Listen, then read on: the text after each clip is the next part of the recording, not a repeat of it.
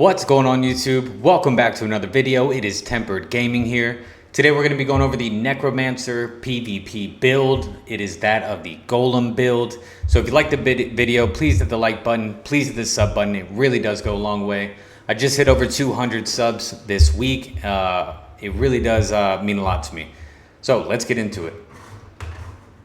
So first you're going to want to get, for skills, Bone Armor, Command Skeletons, Command Golem, and Borrowed Time. Also use Soulfire.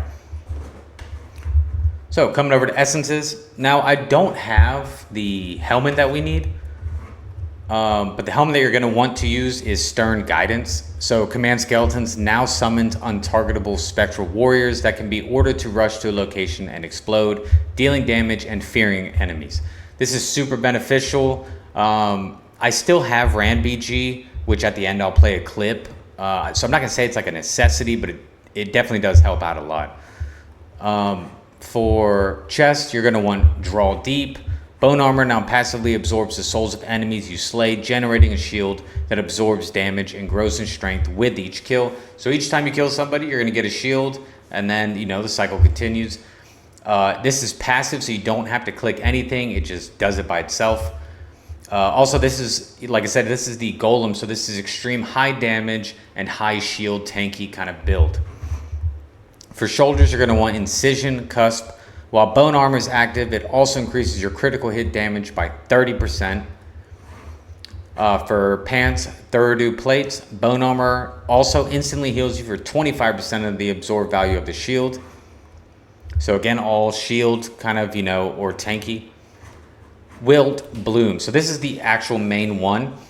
So Command Golem now encases you within the Golem, empowering you and making you immune to knockbacks while also increasing your movement speed and reducing all damage you take. So this is what it looks like when you're inside it. So it's actually super cool. You can use this, which is where you slam the ground. You can also leap, kind of leap around. And then you can use that where it blasts and also fears enemies. And then you can just kind of go to work. So that is the main one that you're going to need for this whole build to work. So second, main hand, No Rest, No Peace. When Command Skeletons die, they grant nearby allies 38% increased attack speed for 3 seconds. So I'm also missing an offhand, but you're going to want Corrosive Slab, which Command Golem makes nearby enemies vulnerable, causing them to take 15% increased damage. So you're going to want Corrosive Slab just because it increases damage by 15%, basically. And then the last thing you're going to want is the Prong, which decreases time required to raise new skeleton champions. So that is what you're going to want for essences. Now your set items, again, mine aren't all complete because I primarily run a Tempest. But you're going to want 2-piece Vithis Urge, which increases all the duration of all beneficial effects. And then you are going to want 6-piece Mountain Banks, which, you know, with your shield has a 25% chance when it expires to explode for 40% of your maximum life. So that is extremely good. Again, shield heavy. So for your familiar, going with the tank because we need it. Savior. This is always a good one for basically any kind of class. But the familiar grants a one-time protection from death, including damage immunity for 3.3 seconds. So you're going to want to try to get that. Paragon. More shields for you, or kind of just a lot of buffs for your shields. Increase the effectiveness of your shields and the shields you grant to allies. Gaining a shield reduces the cooldown of all your non-damaging skills by 0.5 seconds. Damage that would shatter your shield will be fully absorbed. So this is kind of cool because like a barbarian hits you with like Hammer of the Ancients, it just absorbs it all.